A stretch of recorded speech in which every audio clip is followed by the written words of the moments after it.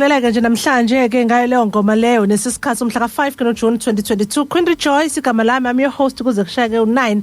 Kanti ke njengenjwayelo khona umzukwase Ndabenhle Myeza uthi nje hi baba. Who hello nje.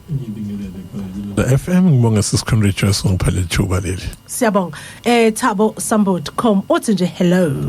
Sibingelele Queen Rejoice nakubalaleli bonke beinana 88.4 FM. Siyabonga. Usuka khona ke noNhlanhla wakangwenya yenza sure ukuthi zonke izinto zihamba ngendlela, zonke izinto akukho nje ukutshekile. Nanso leyo nto engafuni ukulinda ayime kanjalo ke. Njengamanje into ezokwenzeka kuhlelo solenza ngendlela noma ngizothi nje itopic esoyiqala lapha after 7 o'clock nomzukwase ethi umfundisi akamzala omunye umfundisi akulula hey then kokwamanje sizwa lapha nakumkhulu Nsingiza kanye noThabo Sambot kune festival of soccer angazi mangibiza kahle the African Christmas izokwenzeka nje lapha ngomhla 20 kuya umhla 22 kuyona lenyanga sikuyona kaNhlangulana ekhona futhi la eThekwini icabanga la ePhoenix manje ke kuningi sifisa ukwazi ngale festival ukusikahle kahle kuyini lokhu so sizoke sizwe lapha na kuyena kubaba uNsingiza ekhona nje manje sisi nje masibuya nje la sizodlala ingoma la Jimmy Dludlu BP Winans Africa after that Mkhulu Nsingiza ubese chaza kabanzi ngale festival of soccer or African Christmas then after 7 o'clock so bese singena kuyona topic ethi ingqikithi yosuku umfundisi akamzala omunye umfundisi siyakumema ukuthi ube ingxenye yohlelo on Facebook page under 88.5 FM group asilungiseni WhatsApp 0604650345 ngise nje ukuthula kwasezulwini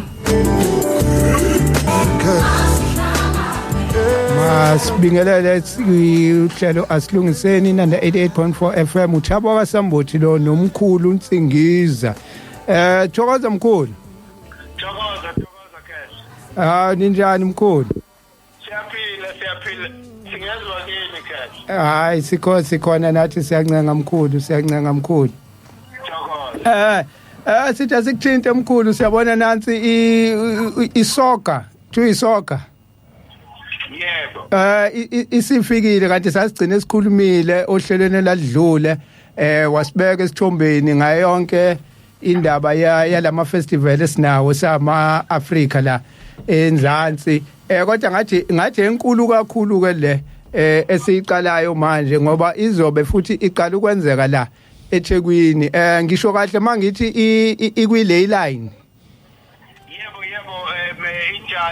injalo ke Mkhulu akusibeka esithombeni ke mayelana nale festival ezobenzeka kule ley line ukuthi yini yona i-ley line lesikhuluma ngayo why izokwenzelwa la eThekwini ngoba ise Phoenix la izobenzelwa khona ukusibeka nje esithombeni Mkhulu ukuthi kwenzakalani yini le ezobeyenzeka thokoza ke sokuthi sizobe sigubha umkhosi wokwehlisa ilanga vela enyakatho seliqala uhambo ukwehlela eningizimu sinikeza amandla siyolifuthela okay ukuthi umphehli womkhumbi welanga ungayeki ukuphehla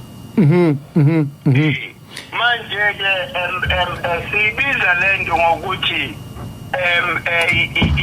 i-festival of soccer kayini according to okhokho umvelinqangi in hibernation uma ilanga is confined seliwele ngale enyakatho akusenamandla for thina ngapha eningizimu okay manje that period from March until manje ngoJune ngoba ngoJune it is the rebirth of the spirit of the sun yeah ngoba seliqala uhambo manje seliflathela ilentuza inyakatho seliqala uhambo liza ngapha manje eningizimu and leyo period izoconfirmeka nge-23 zika September nge-African New Year yangempela le yethu imake Mkhulu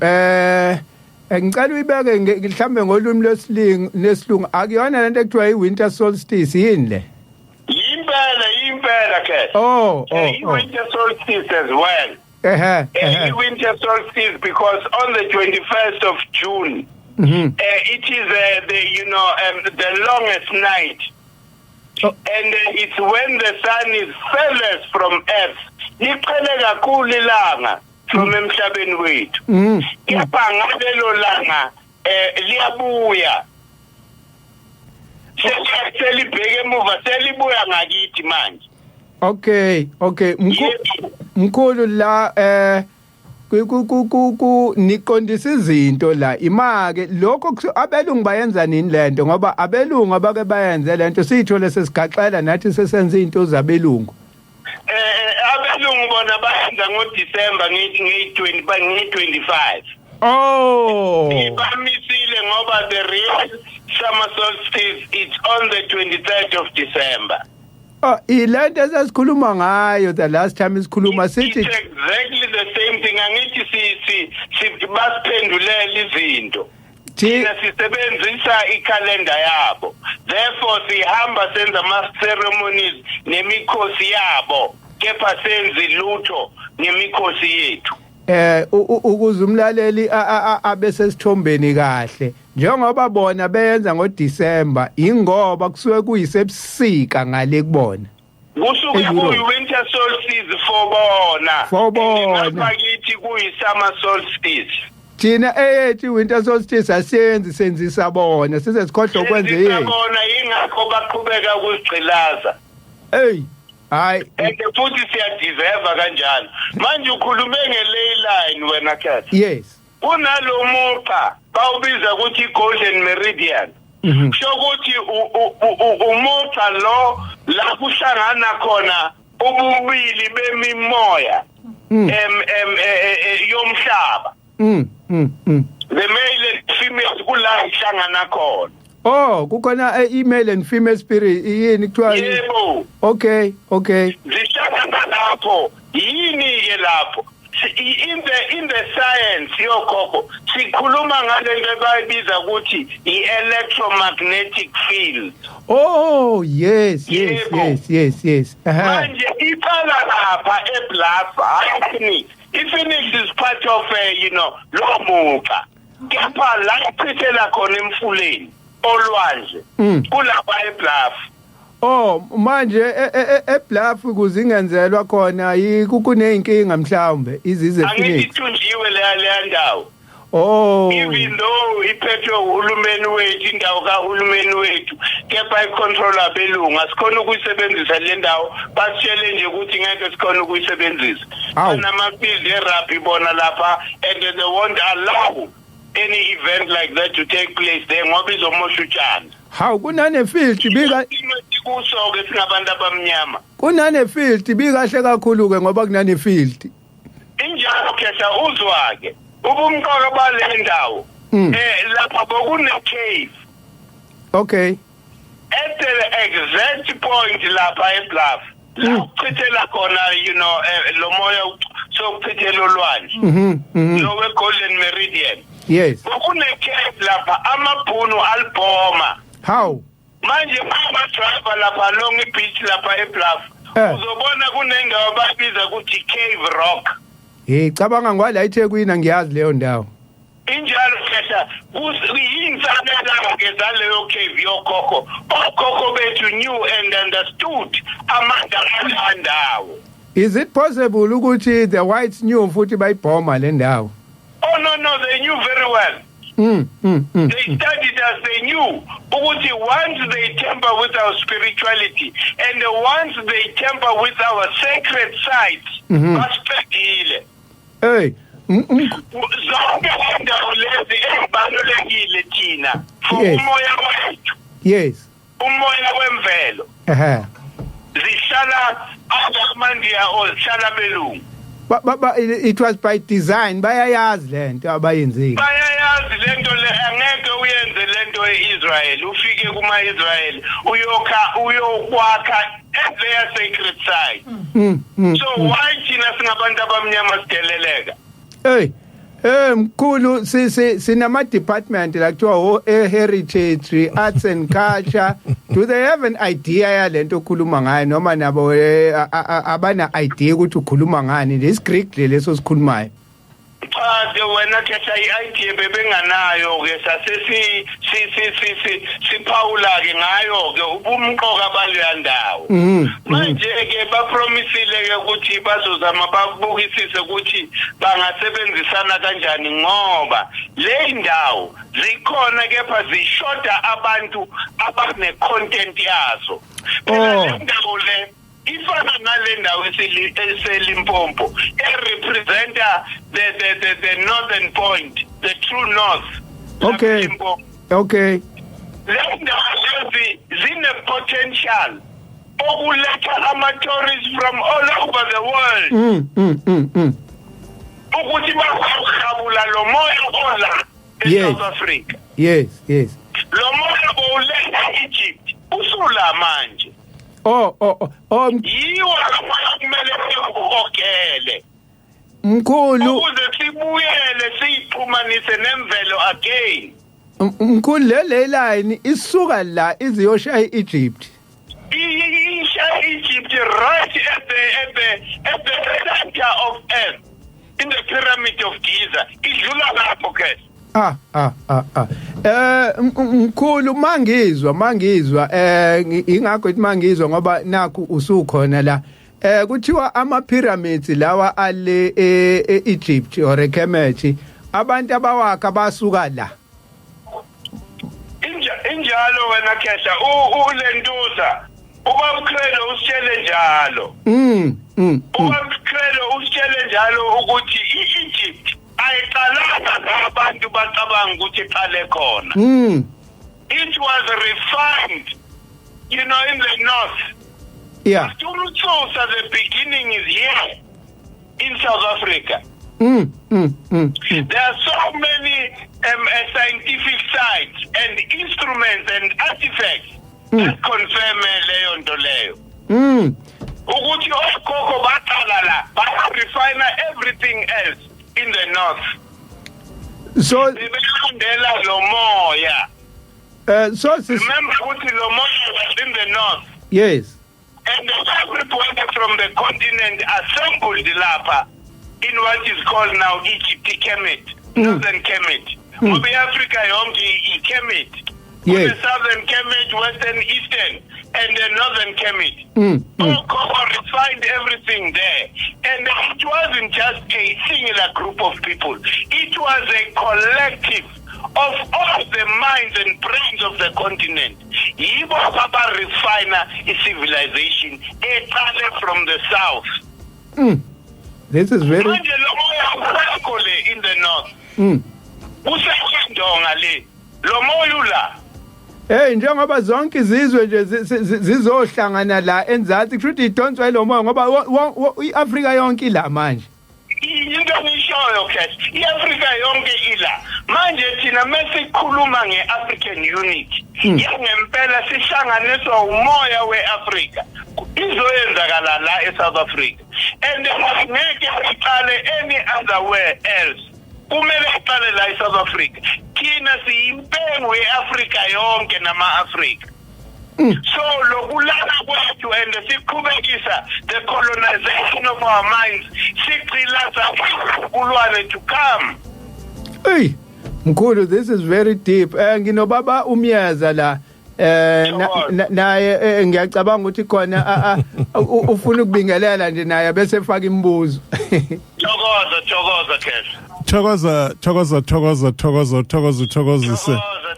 Cash. Ninjani baba? Siyaphila njani Cash? Hayi siyaphila. Lapha eBlafu emdakamfene igama lakho ni semdakamfene. Emdakamfene. Yeah. We Cave Rock dala. Ba okhokho bethu babe bahambe khona bayokwenza ama rituals. Thokoza Cash. Yeah. Then into enzakalayo before balibombe bakha i-sewage pipe lapha. Hayibo. I'm telling you. Hayibo.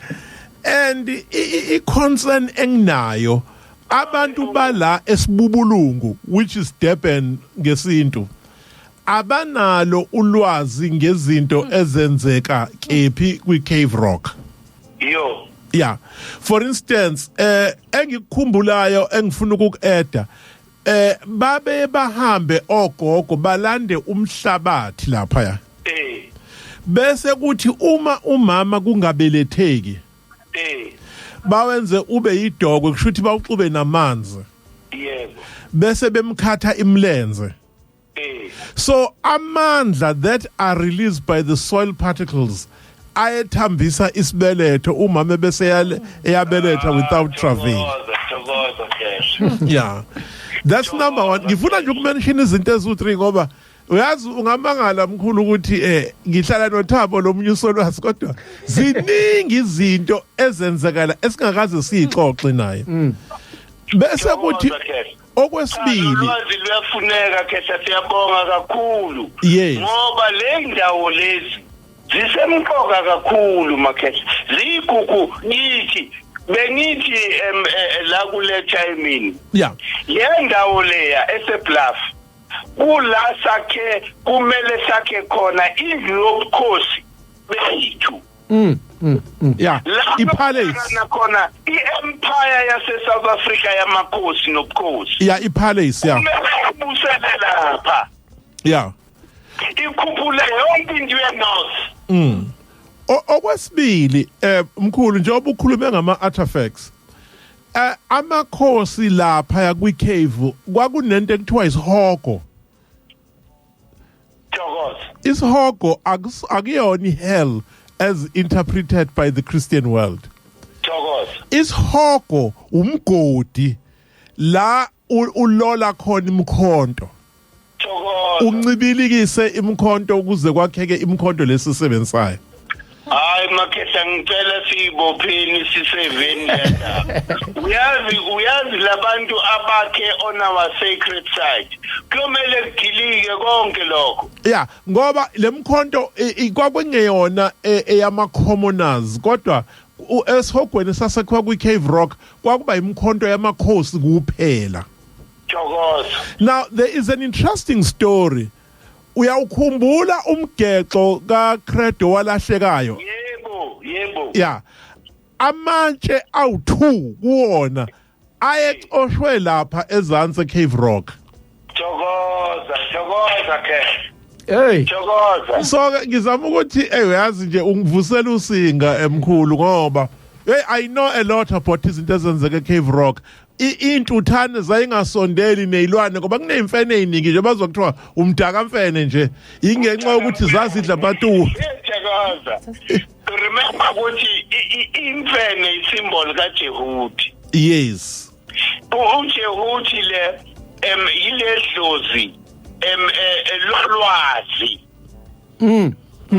intelligence njengoba belungu nje benza imfene ngathi nje mabesibiza ngeimfene bayenza into embi injalo bayipainte kabi kanti isymbol ye-wisdom kanjani kuthiwa imfene ekseni ivusela ilanga yenza ama-sound athize ukuvusela wathina silele nalilanga liyaphuma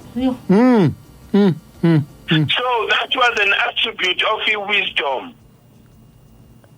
that is there emfenini wena kahle and then the eyepiece that represented uJehudi umlomokazi i-eyepiece nemfene angithi ke uyazi ukuconfirm lokho Mkhulu uLord Hanuman inkawu emandiyeni urepresenta a depth of knowledge and cunningness kuthina uJehudi a symbol of the baboon urepresenta calmness ne intelligence wild intelligence kodwa abantu today ba undermine babizwa ngeintelligence abakodwa umuntu umbiza ngemfena ngakubulala today no kunjalo wena Khehla and remember ukuthi uJehudi at the scientific level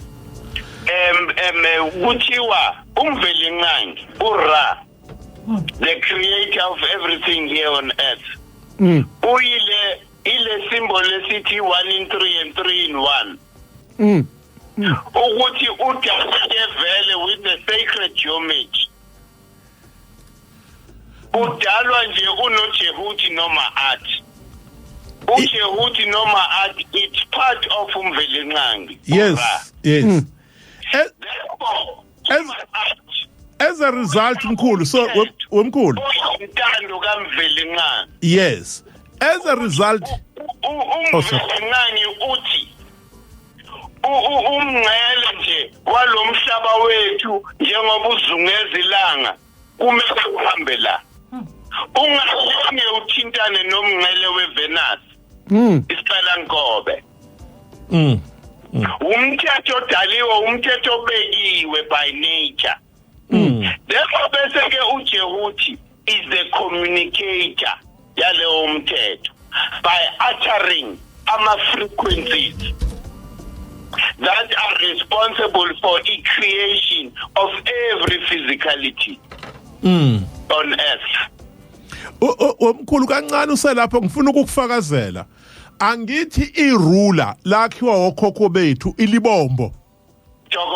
So geometrical facet yogalo wemfene uyona esinikeza ilife and geometrical Thokoza injalo ende uzwa ke khethe ukufakazela ilibombo bone ifana ne nale yaseKongo and ilibombo bone is older than the Shango bone etholakale eKongo.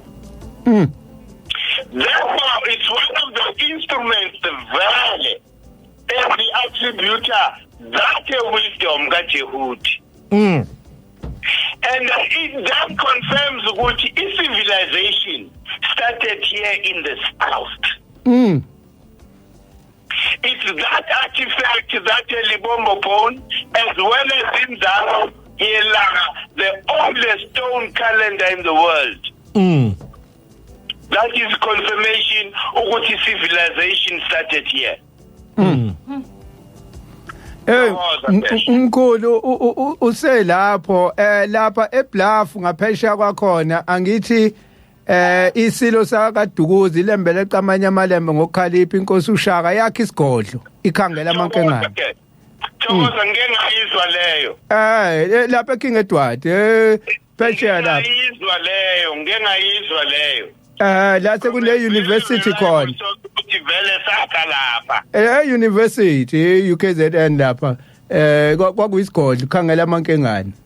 Thokoza. Na iBluff ngaphesheya. So manje nje obukhuluma nje nginika ukuthi hawu inkosi uShaka yayisuka phezulu yazokwakha la enzansi na iBluff ngale he must have had some kind of knowledge ngalezi zinto lezi. Ubazi wena Khesha okhokho bethu amakhosi akudala bewayazi lento. Sifikile isikhathi samaqiniso Mkhulu. Sifikile wena Khesha into nje umuntu omnyama kumele sikhulule. Akekho umunye ozosikhulula and into iadvantage ukuthi sinayo yonke content esiyidingayo. Asidinge foreign content at all. Yeah. For education, for our spirituality, for everything esiyidingayo iscience yonke into we have the content. Inkinga ke ukuthi sikule system yabelungu. Uyazi isifunza zonke izinto zabo. Uyazi ngoba kuthiwa whoever determines your time is your master. You will forever be a slave to that person. So how are you building a nation without firstly determining your own time ukuthi kuqanini as a nation? Ilapho Khesha. Yeah, enye into engayidiscoveryo Mkhulu uma uthatha iBluff busuthi Howard College ekhona ekhangela uzo uyilandela uzothola ukuthi ama monasteries awu3 Catholic monasteries akhiwe phezukwe line. Hayibo. It's strategy. No, listen to this one. This is going to hurt you. Let me tell you something here.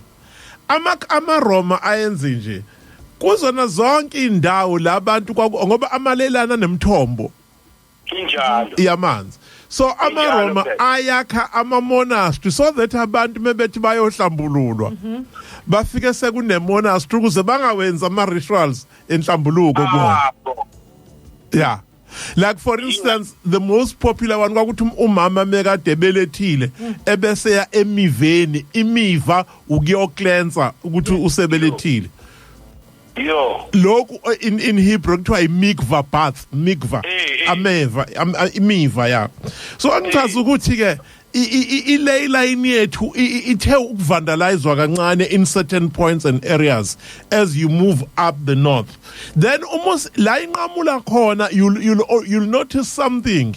Imisifre eGauteng inegolide eliningi underneath it. On the left and on the south of the meridian. So ngizama ukuthi Mkhulu ngiyakufakazela kakhulu ukuthi hey kusazoba nzima. No Makhesha bukani le issue yomhlaba akuyona into elula. Kumele sidemand umhlaba wethu back. And ungaphansi ngama negotiation unegotiate nalabantu.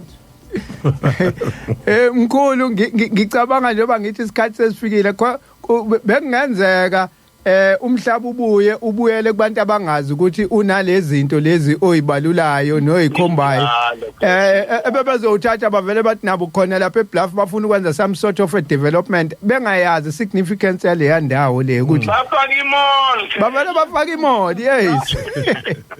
So isikhathi sometimes singaze sikhale sithi izinto azenzekanga ngokusheshsha but it was by divine intervention ukuthi izinto zenzeke ngalesikhathi ke manje ulwazi ngoba kufuneka ulwazi ukuthi kungakhiwa la ini la le insignificant ngani nayo into ebalekile la because we are off balance as a nation.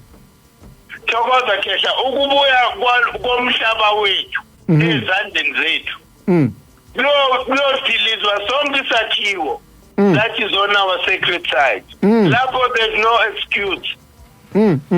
Ngoba angeke silibuse leli ngaphandle kokuba sixhumane nalo moya wemvelo ngeke. Kunjalo Mkhulu. Kunjalo Khehla. Ngoba manje bayazi ukuthi basikhiphe off balance kanjani. We are not aligned nomveli nqangi. So zonke lezi zinto abazenzayo bayazi bona inkinga ithina siloko sibanga nje ithambo elingenanyama siyeke izinto ezibalekile. Injalo Khehla siloko sikhona nje into engekho. Hayi ubone nje zonke igodlo ezethu bekwabana nje Mkhulu waya for what umhlaba ungakabuyi nikwabana ini because the main objective umhlaba ukwabuyi. Yes, true. And lo mhlaba ufuna ni unite ukuthi nilwe lempi yomhlaba. Hayi abantu bakithi man bayisiphotho. Yiwo makhosi kumele they must be in the forefront yalento. Kunjalo Mkhulu. Into yabo le. Kunjalo Mkhulu. Baba busy nazo zonke izinto zabezizwe. Yingakho baba weak kanje wena Khehla. Bashubukile from their natural power. Hey. Mkhulu kungenzeka phela ngoba angithi bathi befika laba bamhlophe baqala ngawa ingane zamakhosi babenza khona lokhu bayamba bayo educate bayifaka indoctrination yase West ukuze bakhohlwe izinto lezi ezibalekile bagcine bengazazi. Injalo wena Khehla kusho ukuthi kulo mkhosi siyakuwo sibiza isoka festival sibize futhi ukuthi i-African Christmas for the very same reason ukuthi is the same thing eyenzeka ngoDecember. Yes. But later December it has nothing to do with us. Eyethu yangempela yile. And another thing I would like to correct when Khehla ile gama elithi Christmas. Yes. The original name of the word Christmas, it's Kares. Yeah, your spiritual double. It's tunes tako Kares, your spiritual body. Then Umma loba mshinja, it was a caress mess. Spiritual birth. Signifying ukuthi umhlaba wethu ezuzungeza ilanga ufika kule point ukuthi ilanga ephakathi lifike to the last number, the last point. It cannot go any further. So it is a rebirth of the sun for the southern hemisphere. Because of the southern hemisphere, sizothola imfudumalo again when it comes to September. Mkhulu, ibalekile le ndaba oyikhulumayo abalaleli bonke beyinanda 88.4 FM la belalela khona nomunye akatshela omunye alalele ne podcast bazoyithola ngoba lento ibalekile singaze sikhohlwe lo mcimbi lo usipha ama dates ukuthi uzobunini kephi uzobe ulapha kule ndawo le bayibiza ukuthi iGandhi Luthuli Peace Park. Yeah. Lapha Phoenix. Okay. Festival le umkhosi uqala nge-20 siyalindela. Kobe kuMsombuluko. Nge-20. Umsombuluko. Ngomsombuluko. Yeah. Ukuze ke manje samukela ilanga melingena manje officially lingena la through the line of the imaginary line of the equator. Lingena lapho nge-23. Okay. Meaning ukuthi nge-21 officially it leaves the northern hemisphere.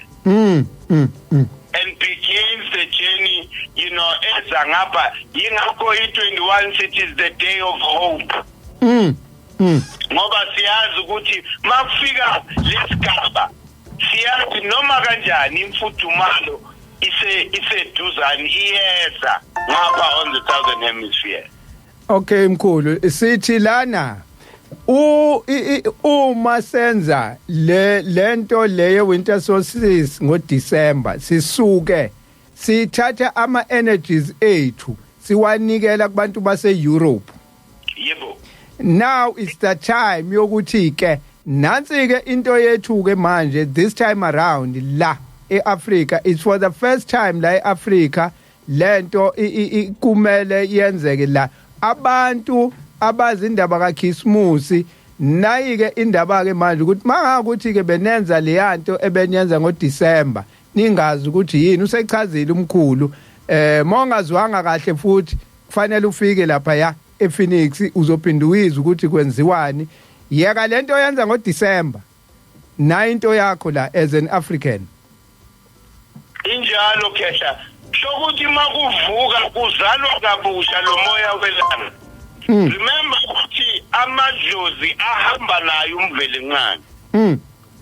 If when umvelincane is in hibernation, namadlozi are in hibernation.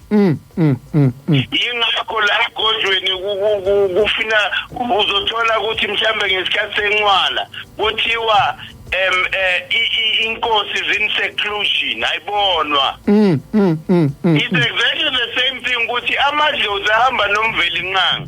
So umvelincane mekezalwa kabusha nge-21 kuzalwa kabusha namadlozi ethu.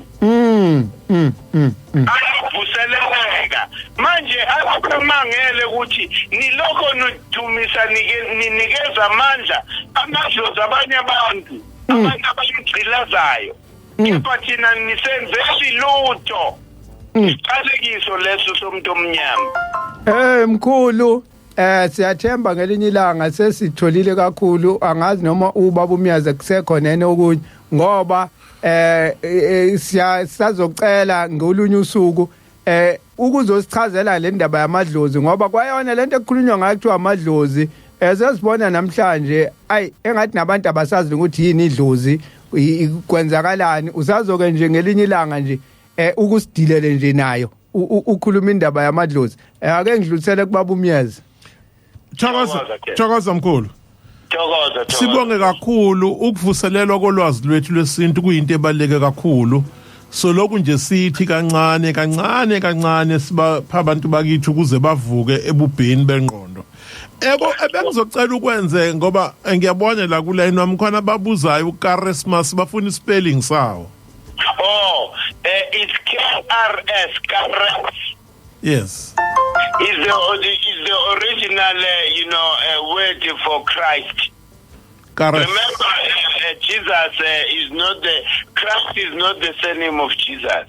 Yeah. That's an illusion. Never lived that person. You can't even find the graveyard. Yeah. So, kunale hip hop artists bayibiza ukuthi mele bayilinduze. Bamgooglishe this guy. Uzibiza vele KRS, KRS. Hayi ngiyambona very intelligent someone. Uzama ku-educate ngalelo gama. Remember ukuthi umlungu plagiarize everything ayithole kithi. Wayithatha so that ihluke kancane bese ku-corrupt igama. Yes. And yes, misalignment comes in the corruption of the name or the word. Then it loses that vibrational frequency. Yeah. Then it's meaningless. Hayi. Thokoza Mkhulu sibonga kakhulu Mkhulu. Siyathemba nangokuzayo masicela kuMkhulu ukuthi hayi siyacela Mkhulu ukuthi uphinde futhi sithi ukuzongcela la usicaphunele emgodlagodleni wakho Mkhulu uyophinda futhi usiphi ithuba silalele sisi noma kunini wena khetha ijoko lethu. Umsebenzi esiwenza ukhomnye umsebenzi manje ke abantu lapha akubhadalwa, it's a free event. Abantu abeze bezohabula lo moya wamakhosi kahle i-event yamakhosi le. Abantu sebeyohabula umoya ngabe uhabulwa amakhosi. Let's hope kukhona inkosi ezoba khona at least ibe yodwa ke at least singabi sodwa nje kodwa ibe khona inkosi ezoba khona. Eyasemangwaneni ngiyazi izobe khona. Hawu udabezithe wasemangwaneni uzobe khona. Hayi siyathemba nabanye ngoba khona amakhosi alalelayo nalolu hlelo le uAsilungiseni siyathemba azobe khona kodwa ke siyoconfirma kahle Mkhulu uma sesitholile ukuthi akhona yena amakhosi amanye athi azobe khona. Abantu abafike ngobuningi sizokhuphula amadlozi ethu ukuze sithola amandla ukunqoba lapho esibhekene naye. Ngoba impilo yomoya le. Impilo yomoya ngeke siyinqobe ngenyama. Ngeke sisalunga ngenyama. Mkhulu sibonga kakhulu. Sithi thokoza Mkhulu. Thokoza siyabonga kahle. Thank you. Sure.